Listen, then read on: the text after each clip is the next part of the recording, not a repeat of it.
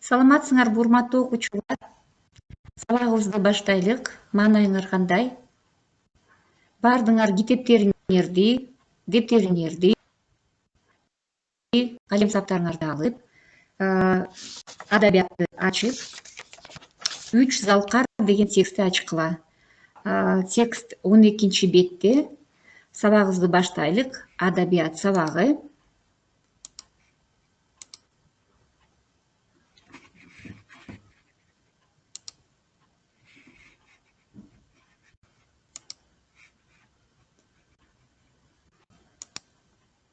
Так, бүгүнкү биздин темабыз адабият боюнча 3 залкар.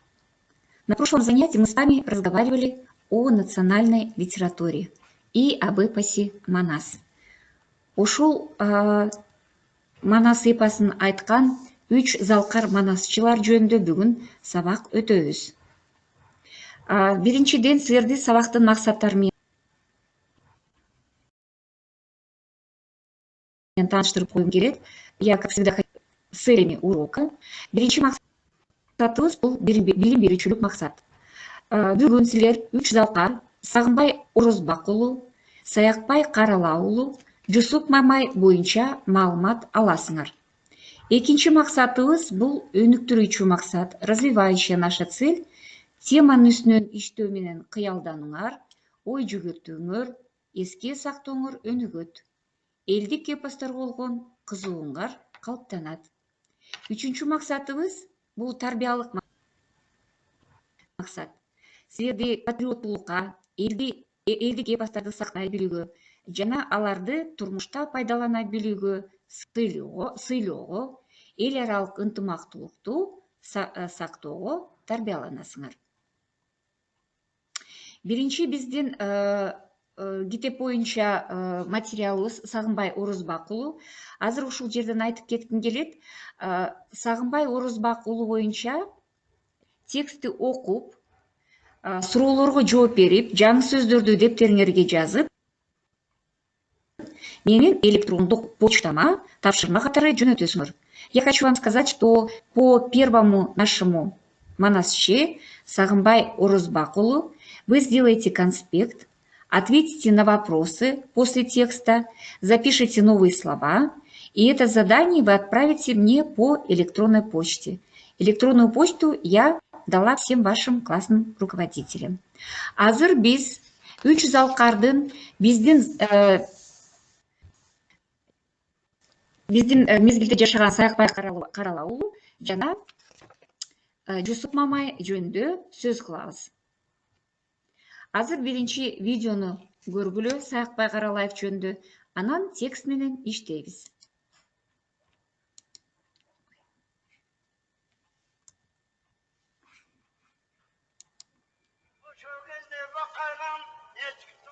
Если бы меня спросили, кого я знаю из великих людей своего народа, я, пожалуй, первым назвал бы Саякбая Каралаева.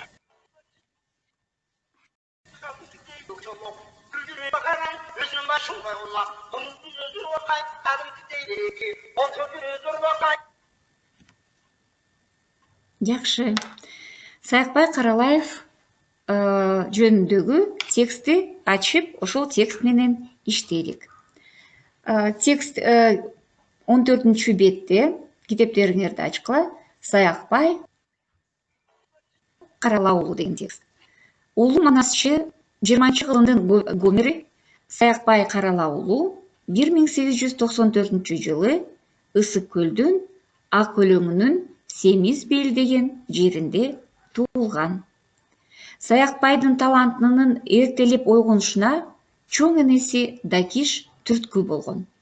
Жана 1924 жылы эң күчтүү манасчы Чөйке Өмүр уулуна жолугуп, аны ээрчип жүрүп манас айта баштаган. Бардык эле манасчылар сыяктуу Саякбай да түшүндө Каныкейдин өз колунан даам татып, бакайдын бергенин жеп, айтканын уккандан кийин манас айта баштаган. 1930 жылдан баштап Саякбай калайык калкка манасчы катары таанылган. 1930-жылы жаш окумуштуу Хусейин Каралаев, Хусейин Исаев, здесь Каралаев болуп жазылып калыптыр. Хусейин Исаев атайын тапшырма менен манас айткан адамдарды издеп табуу үчүн Ысык көлгө келет да, эл аралап жүрүп, Саякбайдын кабарын угуп, аны издеп таап, таанышып, анан манасчыны үгүттөп, Бишкекке ээрчитип келип, эпосту жазып алууну баштаган. Ушул сүйлөмдө, кечирим сурайм, жаш окумуштуу Хусейин Карасаев, бул жерде Каралаев деп жазылып калыптыр, опечатка. Хусейин Карасаев 20-кылымдын Гомеринен эпосту жазып алуу үчүн 30-40 жылдарда манасчынын оозунан эпостун бардык бөлүмдөрү Манас, Семетей, Сейтек, булардын уландысы катары Генен, Алым Сарык, Кулан Сарык жазылып алынган. Бардыгы 553 сап ырдан турат.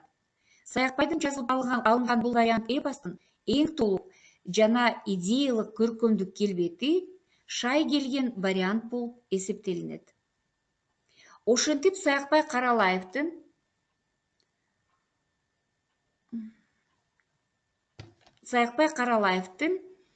тарыхта биринчи жолу манастын үчүлтеги бардык бөлүмдөрүнүн салттык окуяларын толук камтып, эпизоддорун кенен деталдаштырып, сүрөттөгөнү менен айырмаланат.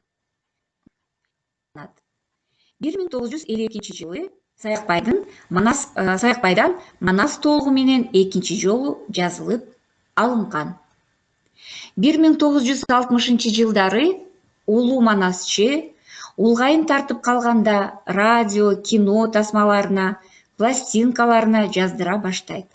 Самар Мусаев менен Сапар Бидалиев 1968-жылы Саякбайдын Манас үчүлтегин үчүнчү ирет баштан аяк Ысык көлдүн күнгөй тескейинде эл алдында табигый шарттарды айттырып, эпостун бардык бөлүмдөрүн 2750 метрлик магнитофондук тасмага жазып алышкан. Манас эпосунун бүт варианттарында 9-10 миллиондон ашык сөз колдонулат. Гиннестин китебинде дүйнөдөгү эң чоң поэма кыргыз элинин Манас эпосу, анын көлөмү 500 000 сап деп жазылган. Бирок Саякбай Каралаевдин варианты боюнча гана ушундай көлөмдө. Жакшы, силер менен текстти окудук. Эми тексттеги жаңы сөздөр менен таанышалык. Мы с вами прочитали текст. Теперь мы должны ознакомиться с новыми словами. 20-чы кылымдын Гомер или Гомер 20 века. Великий, вы знаете, что он был великим древнегреческим сказителем, и Саякбаем считали, что он тоже сказитель своего времени, нашего времени. Каныкейдин өз колунан даам татып, вкусив из рук Каныкей. Бакайдын бергенин жеп, айтканын укканы. Покушал то, что дал Бакай. Бакай был советником Манаса. Жаңы сөздөр: ойгонушуна, в пробуждении, түшүндө, во сне, даам татып, отведав, үгүттөп, агитировав, чалыкпаган, неустанный, күжүрмөн, кропотливый, шай келген, подходящий, салттык, традиционный, улгайыңкы, преклонного возраста, үчүнчү ирет, в третий раз, табигый шарттарда, естественных условиях. Жаңы сөздөрдү мен кайталайм. Силер жакшы угуп, мен артыман кайталагыла. Слушаем произношение и произносим вместе со мной. Ойгонушуна, түшүндө, даам, үгүттөп, чалыкпаган, күжүрмөн, шайгелген, салттық, улғайыңқы, үчүнчү ирет табиғи шарттарда.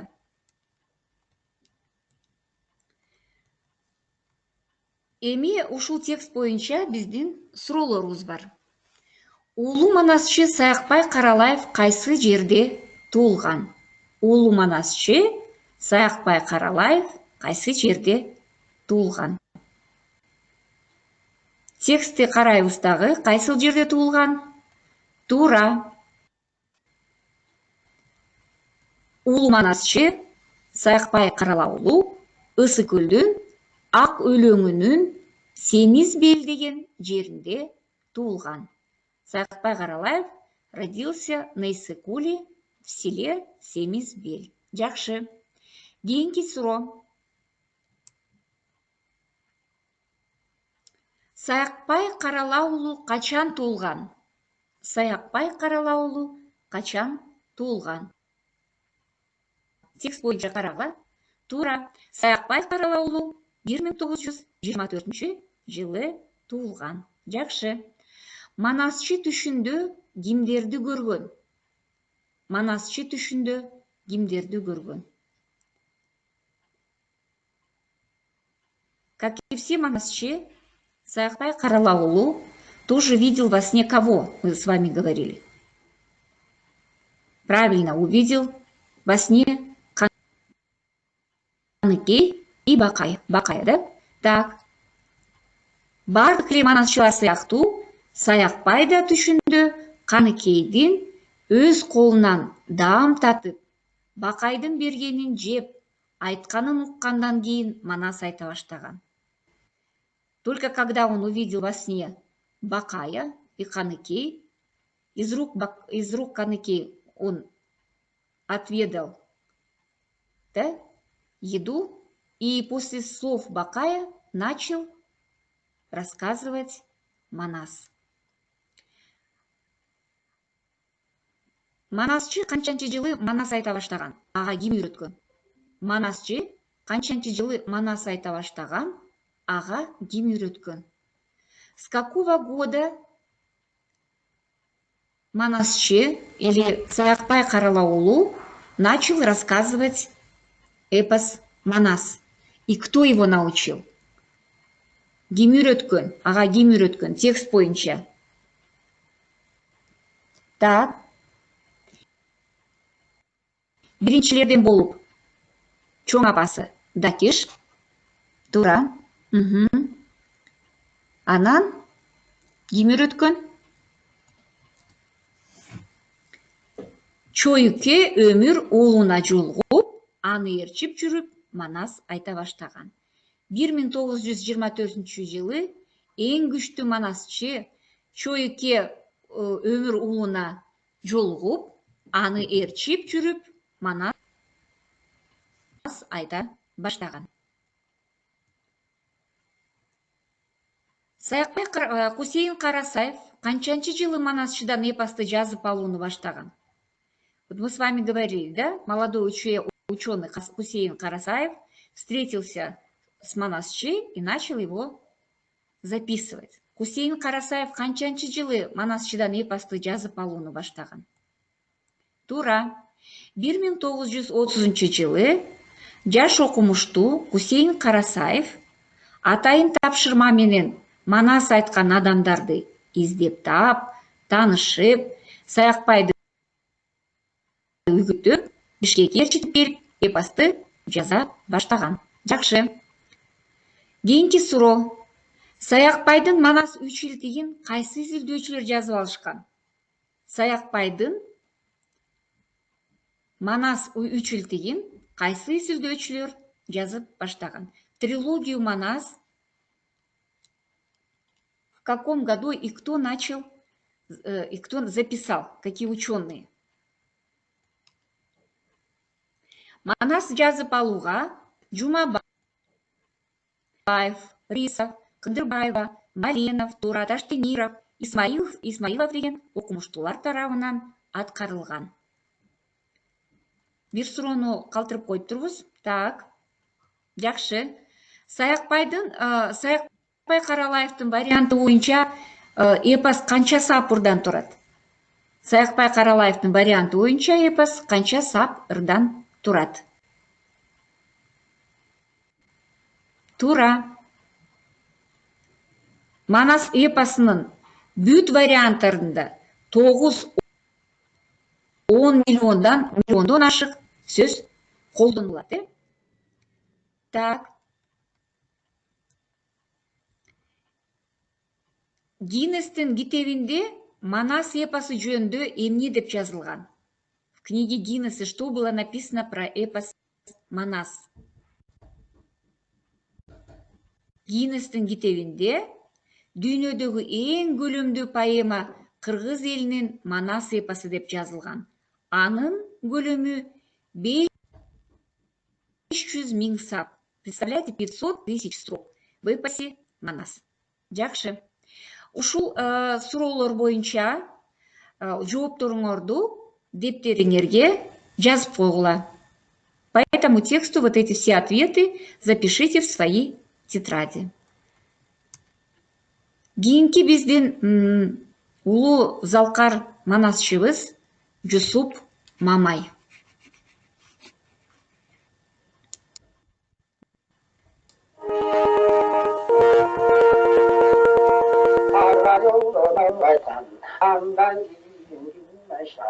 İskender dağdan bir yaştan, Cedal bağlan dediğine, Kayra gittiğine, Barram dedin gel dedin, Padişam kıyım beldiden, Beynge varga delgün, Beçare ben de sen turgay, Beşenit naysamın mırgın, Men bezigenen mırgın, Kazakka vargan kanmırgın, Karabay naysamın mırgın, Unutup kalbayla kaydım, Aklın konu kalkanım, Ama de sözsüz salganda, Aklın albayla kaydım, Başkaça bulup kalganda, Amanat gelmedi canım, Ahirette vararım, Bayra kalıp kumbarışam, Uşu olsun barıranım, Hayıtıp olup kanlıkey, İteli de varrakız, Yürümemezde yaş dedi, Koyuyor belli çılgıran, Burra parta veriyende, Türkçe varma pançılı, Aklın aşın koygular, Kanımız karadan, Aşında turgan kodaran, Barbaydı desilirden, Hoşunda varma, Sikemiz sağlışı, Ölü allı dinledim. Так, жакшы. Жусуп Мамай жөнүндө көрдүңөр. Жусуп Мамай бир биздин залкар манасчыларыбыздын бири. Эми өзүңөрдүн китебиңерди ачкыла. Китепте 16-бетте Жусуп Мамай жөнүндө текстибиз бар. Откройте все свои учебники на странице 16. Мы с вами должны ознакомиться с биографией Жусупа Мамая.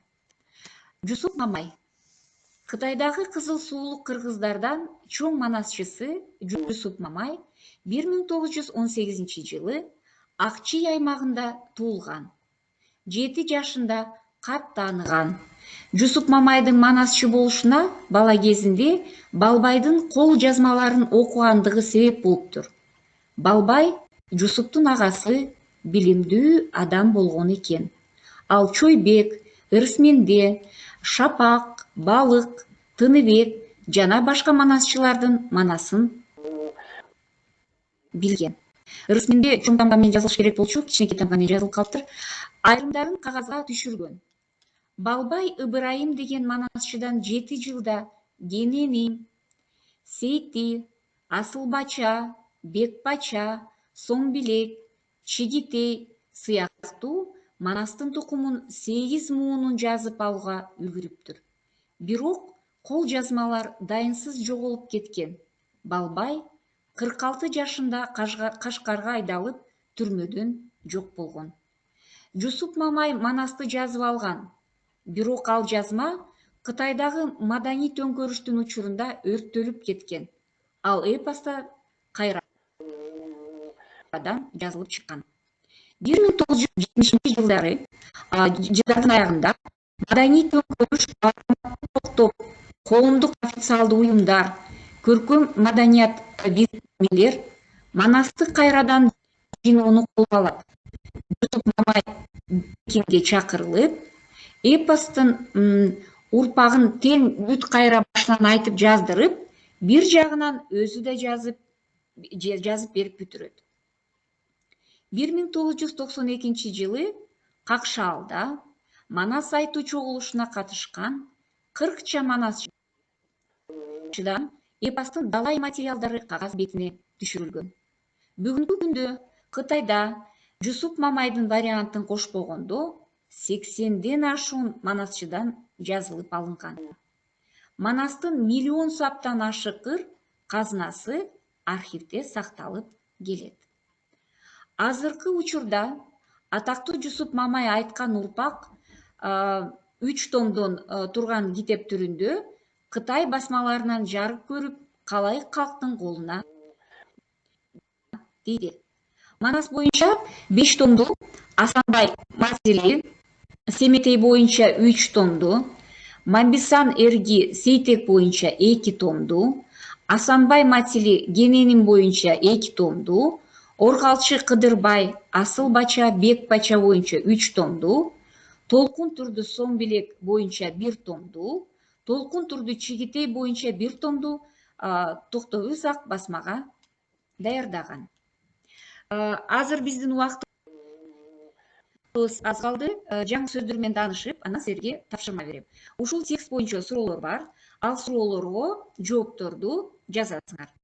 Биздин текстте кездешкен жаңы сөздөр бул кат тааныган, стал грамотным, кол жазма, рукопись, тукум урпак, потомок, дайынсыз жоголуп кетти, бесследно исчезли, уюм, организация, маданий төңкөрүш, культурная революция, бирикме, объединение, давай, несколько, кошпогондо, не включая, казына, сокровище, басма, издание, калай, калк, народ. Ушул сөздөр текстте колдонуучу жаңы сөздөр. Силерге тапшырма.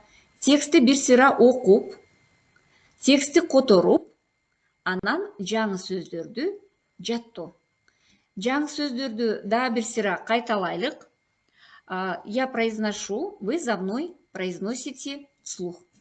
Кат тааныган, кол жазма, тукум урпак, дайынсыз жоголуп, уюм, маданий төңкөрүш, бирикме, далай, кошпогондо, казына, басма, калайык, калк. Урматтуу окуучулар, бүгүн биз силер менен эки залкар манасчы Саякбай Каралаулу жана Жусуп Мамайдын өмүр баяны менен тааныштык. Силерге тапшырма. Жусуп Мамай боюнча текстти окуйсуңар, жаңы сөздөрдү дептериңерге жазып, текстти которгонго аракет кыласыңар. Эмки сабакта ушул Жусуп Мамай боюнча дагы бир жолу кайталайбыз. Тапшырма түшүнүктүүбү? Бүгүнкү темабыз 3 залкар болду. Ушул 3 залкар боюнча биз бүгүн Саякбай Каралаулу менен тааныштык өмүр баяны менен, анан Жусуп Мамайдын өмүр баяны менен тааныштык. Жаңы сөздөрдү жаттагыла, тексттерди окугула. Жусуп Мамайдын тексти боюнча котормолорду эмки сабакта сурайм, анан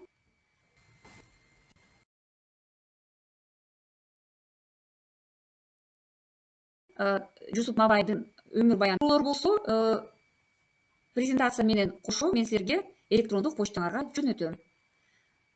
Суроолорго жооп, 6 суроого